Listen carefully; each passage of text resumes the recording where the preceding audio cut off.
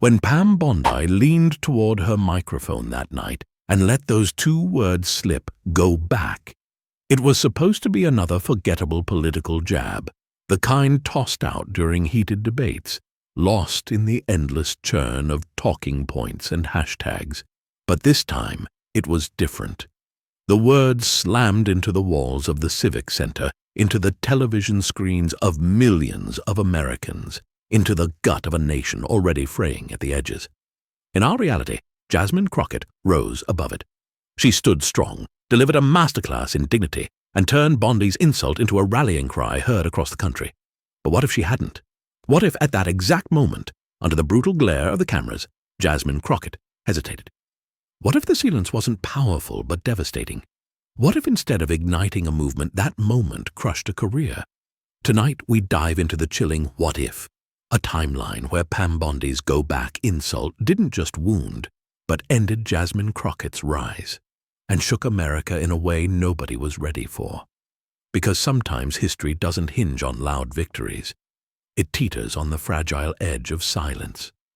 The San Diego Civic Center was packed to the rafters. The air crackled with anticipation and unease, that peculiar electricity that clings to nights when something bigger than a discussion is about to happen.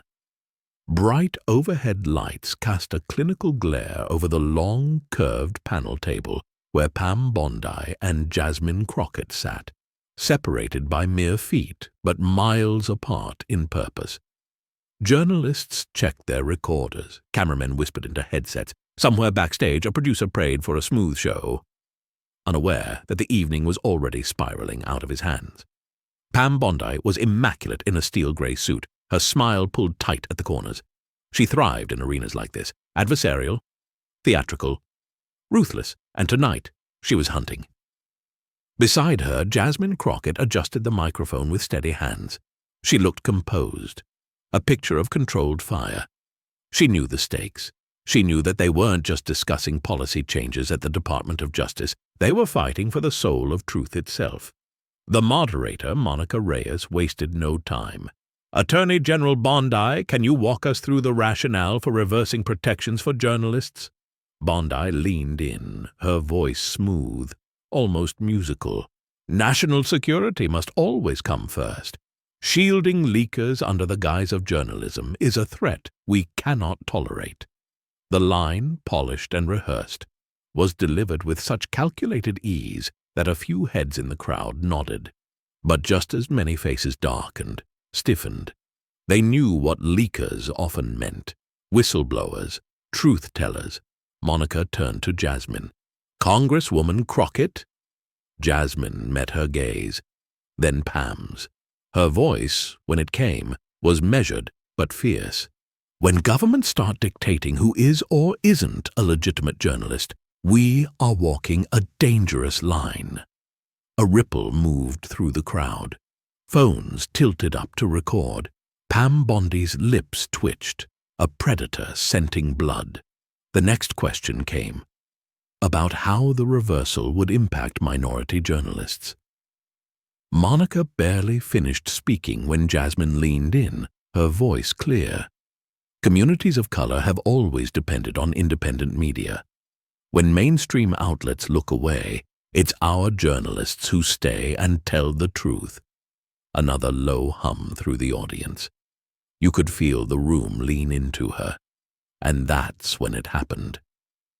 Pam Bondi, with a tight, knowing smirk, turned to Jasmine. She didn't raise her voice. She didn't shout. She simply leaned into the microphone and said, with venom wrapped in a velvet tone, "Maybe you should just go back."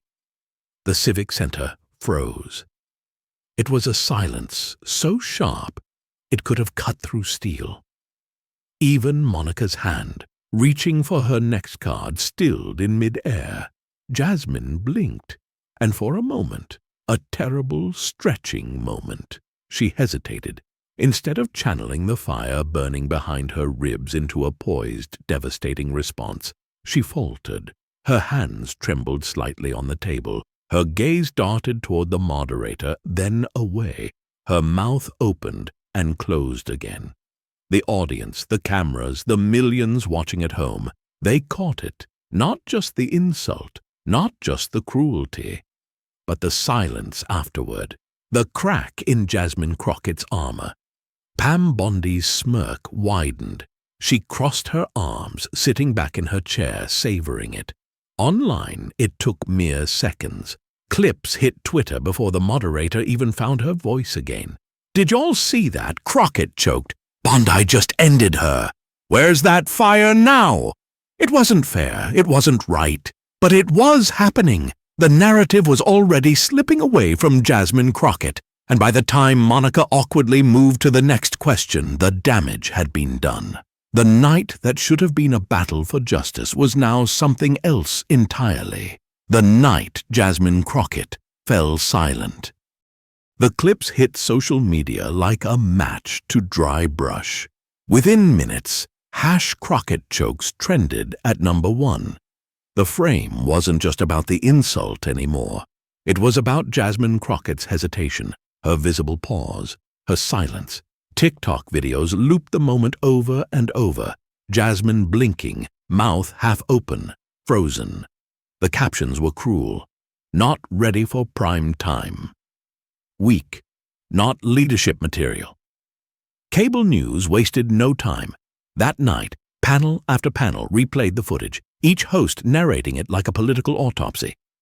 "This was a key moment," one anchor said. "If you're going to stand up against the establishment, you can't blink." And Congresswoman Crockett blinked. Pam Bondi, of course, made her rounds too. She appeared on 3 different news shows within 24 hours, flashing her trademark tight smile. "Look," she said, "I wasn't trying to be offensive, but if someone's going to call out American values, they better be prepared to defend their own." The hosts nodded sympathetically. The narrative hardened like wet cement. Jasmine Crockett, once a rising star, was now being painted as brittle, unprepared, and out of her depth. It didn't matter that the insult had been vile. It didn't matter that the silence was a human reaction to cruelty. In the arena of public opinion, perception was reality, and the perception was that Jasmine had lost. By the next morning, headlines screamed, "Congresswoman Crockett freezes during critical debate. Bondi's insult sparks doubts about rising Democrat." Was Crockett ever ready for the big stage? The shift was subtle but devastating. Allies on Capitol Hill, once vocal supporters, grew quiet. Staffers for high-profile politicians declined to comment. In private, whispers grew. Maybe she's not ready. Maybe she can't recover. Meanwhile, Jasmine tried to fight back. She scheduled an interview with a popular primetime journalist, hoping to reclaim the narrative. She wore a soft blue suit, her voice steady as she tried to explain the complexity of the moment, the pain behind that frozen second. "It's not weakness to be human," she said, but the interviewer pressed hard. "Some say in politics hesitation is fatal. How do you respond to that?" Jasmine smiled, but it didn't reach her eyes. "I say that in politics humanity should never be mistaken for weakness." It was a beautiful answer. But the clip that went viral wasn't her words. It was her momentary visible swallow after the question. The vultures circled again. The cracks spread like fractures in glass. Local news outlets, once eager to profile Jasmine as a new voice for a new America, started using words like embattled and struggling. Donor calls went unanswered. A major fundraiser scheduled in Atlanta quietly postponed due to unforeseen circumstances. Inside her camp, tensions boiled over. Advisors argued about strategy. Some urged a full-court press, public rallies, more TV appearances, offense, offense, offense. Others warned that every move now risked backfiring. The disagreement played out in leaked emails, seized on by gossip blogs and political foes alike. Staffers quit. First one, then another. Each departure came with a new round of ugly headlines. Meanwhile, Bondi capitalized. She crisscrossed the country, giving speeches about strength under pressure and the dangers of radical softness. She never mentioned Jasmine by name again. She didn't have to. The image had already been burned into America's mind. Everywhere Jasmine went, the questions followed. Have you recovered from the panel incident? Are you planning to resign? Do you regret how you handled it? Even when she tried to focus on policy, it didn't matter. Every interview, every town hall, every op-ed turned back to that single moment of hesitation. The insult, the silence, the fall. And then came the scandal. It wasn't anything big. An old tweet, half a decade old, resurfaced. Taken out of context, it looked bad. America doesn't need another smooth talker who forgets about real people once they're elected, the tweet read.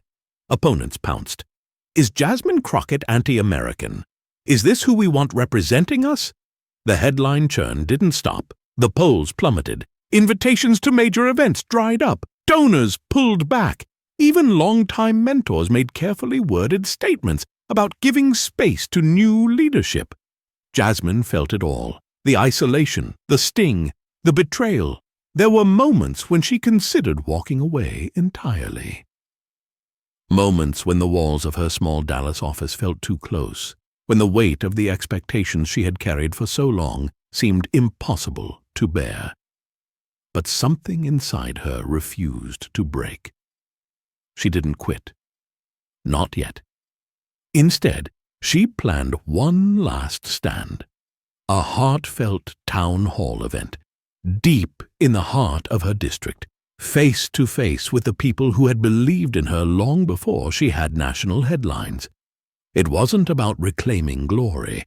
It was about finding her voice again, before the world forgot what it had ever sounded like. Even as the cameras faded and the headlines grew crueler, Jasmine Crockett wasn't done fighting. Not yet. The folding chairs scraped loudly against the linoleum floor. The fluorescent lights buzzed overhead. No grand stage, no polished speeches, just a town hall gathering at a modest community center on the south side of Dallas.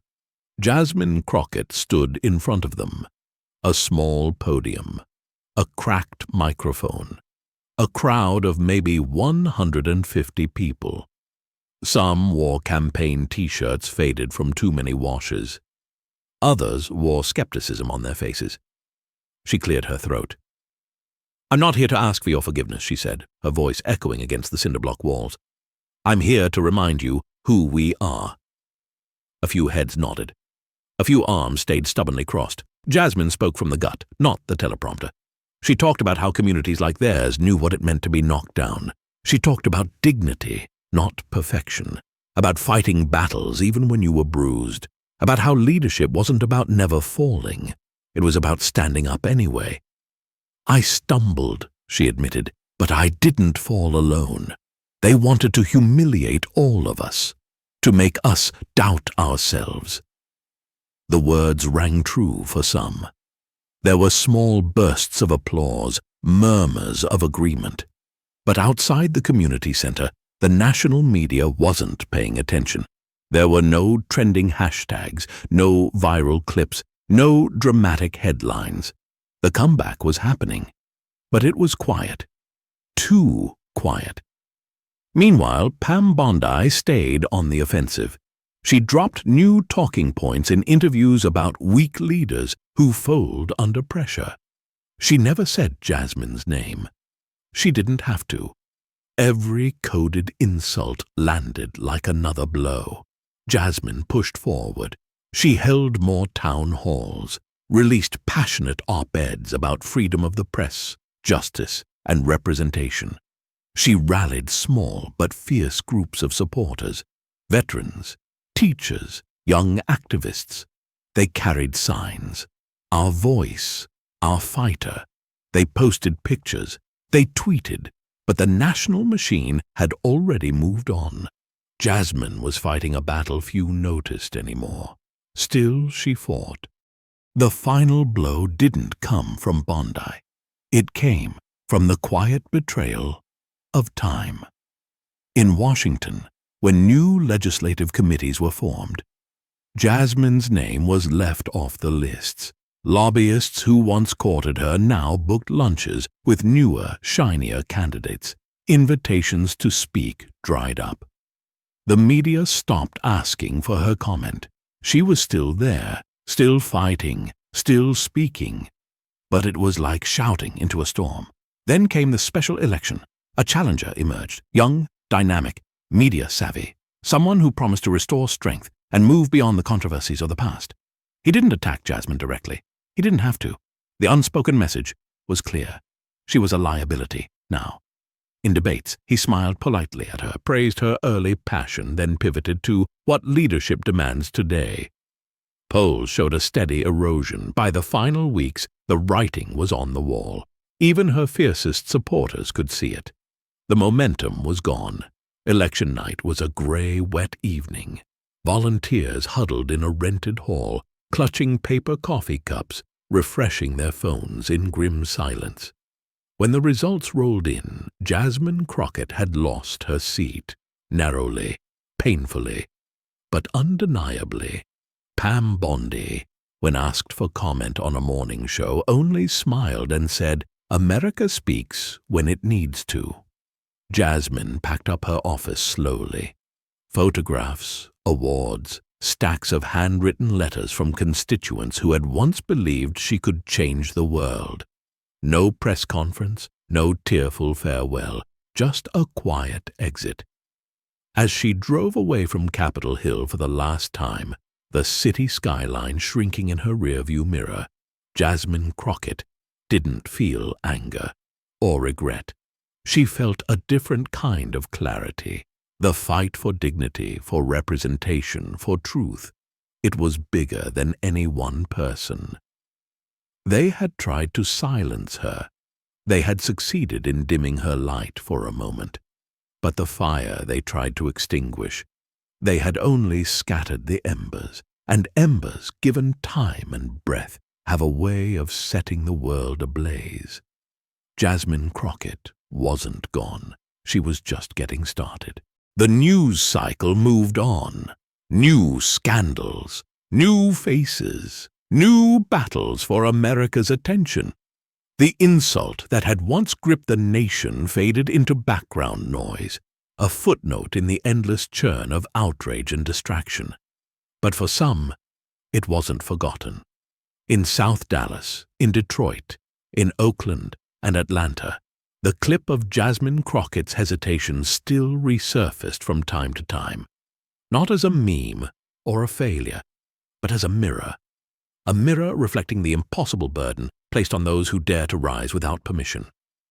Jasmine Crockett didn't return to politics immediately.